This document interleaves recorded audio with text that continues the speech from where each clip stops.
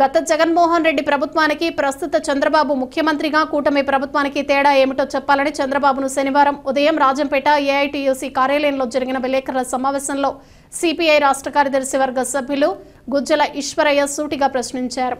ఈశ్వరయ్య మాట్లాడుతూ ప్రభుత్వ రంగంలో గత వైసీపీ ప్రభుత్వంలో రాష్ట్రంలో 17 మెడికల్ కళాశాలలు తీసుకుని వస్తే రాష్ట్రంలో ఇప్పుడున్న కూటమి ప్రభుత్వం చంద్రబాబు నాయుడు, పవన్ కళ్యాణ్, బీజేపీ నాయకత్వంలో వచ్చిన మెడికల్ కళాశాలలను ప్రైవేటు వైపు తీసుకుని వెళ్లటం, ఉన్న కళాశాలల్లో మేము నడపలేమని మెడికల్ కౌన్సిల్ ఆఫ్ ఇండియాకు ఉత్తరాలు రాయడం చాలా దారుణమని ఆయన మండిపడ్డారు.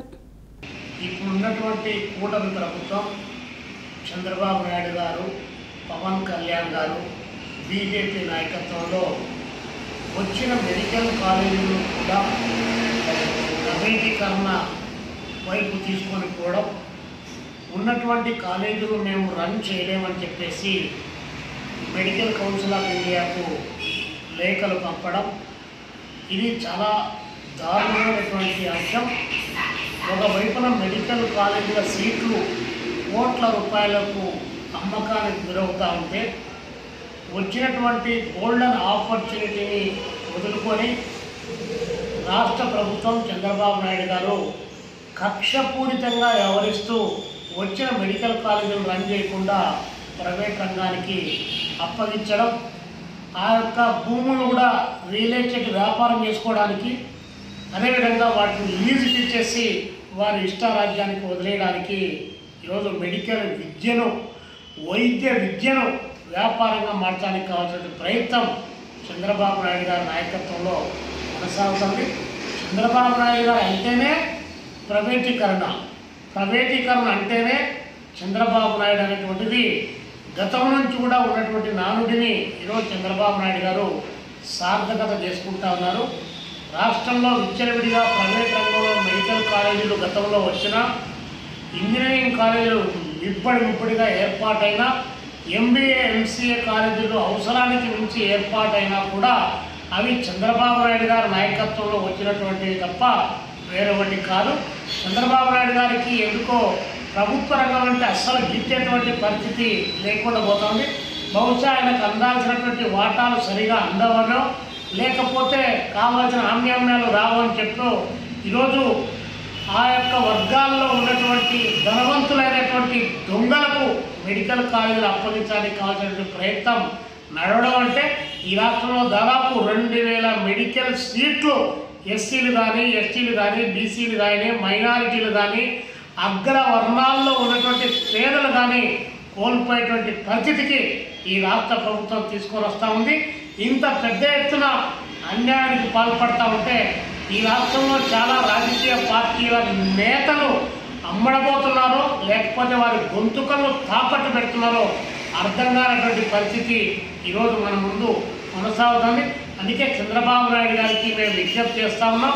ఆదాని బదానీల ప్రయోజనం కాపాడడానికి వైద్య రంగంలో కూడా వారిని ఇన్వాల్వ్ చేయడానికి కావాల్సిన ప్రయత్నం చేయకుండా ప్రభుత్వ రంగంలో వచ్చినటువంటి మెడికల్ కాలేజీను రన్ చేయమని చెప్పేసి మేము ప్రభుత్వానికి విజ్ఞప్తి చేస్తూ ఉన్నాం. చంద్రబాబు నాయుడు గారు అధికారంలోకి రాకముందు చాలా గట్టిగా చెప్పాడు. జగన్మోహన్ రెడ్డి గారు 36 సార్లు దాదాపు 1000 కోట్ల రూపాయల విద్యుత్ ఛార్జీలు పెంచారు. మా కూటమి ప్రభుత్వం అధికారంలోకి వస్తే అసలు విద్యుత్ ఛార్జీలు పెంచమని చెప్పి చిలకల పలుకులు పలికారు. ఆయన పలికితే పలికాలి అనుకుంటే చిన్నబాబు యువగలం పేరుతో ఆయన కూడా నడుచుకుంటూ పోతూ ఎవరైనా మీ మీటర్లకు స్మార్ట్ మీటర్లు బిగిస్తే వాటి బద్దలు కొట్టండి అని చెప్పేసి సోషల్ మీడియా సాక్షిగా ప్రకటించారు.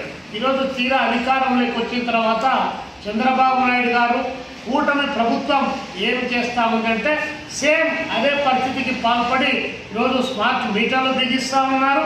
అదేవిధంగా విద్యుత్ ఛార్జీలు విపరీతంగా పెంచారు. తర్వాత గతంలో నెలకింతనే పెంచేవాళ్ళు, కానీ చంద్రబాబు నాయుడు గారు గంటకు పీక్ అవర్ను దృష్టిలో పెట్టుకొని విద్యుత్ ఛార్జీల భారాన్ని ఒకవైపున మోపుతా ఉన్నాడు. ఆయనేమో మేము ప్రైవేటు కాంట్రాక్టులకు వ్యతిరేకం, మేము ఈ కాంట్రాక్టులు అందరినీ మేము అధికారంలోకి వస్తే చీల్చి చెండాడుతామని చెప్పారు. ఎక్కడ చీల్చి చెండాడుతూ ఉన్నారు? మీరు వడ్డీలకు డబ్బులు తీసుకొని వచ్చేసి ప్రైవేటు కాంట్రాక్టులకు ఇవ్వాల్సిన వాటిని మీరు డబ్బులు కట్టి 12% లంచాలు తీసుకునే దాంట్లో మీరు చీల్చి చెండాడుతూ ఉన్నారా? ప్రజలపైన ఇంత పెద్ద ఎత్తున విద్యుత్ భారాలు మోపుతా ఉంటే మరి ప్రజలు చూస్తూ ఊరుకుంటారని చెప్పి మీరు భావిస్తున్నారని చెప్పేసి ఈ ప్రభుత్వాన్ని అంటున్నారు. ఇంకోవైపున మాది రైతు ప్రభుత్వం అని చెప్పేసి కింద నుంచి పైదాకా అనేక రకాలైనటువంటి పద్ధతుల్లో మాట్లాడుతున్నారు. మరి యూరియా అనేటువంటిది కొరత ఏర్పడితే రైతాంగానికి అది అందించడానికి ప్రయత్నం చేస్తే చేతులు పెడతా ఉన్నారు.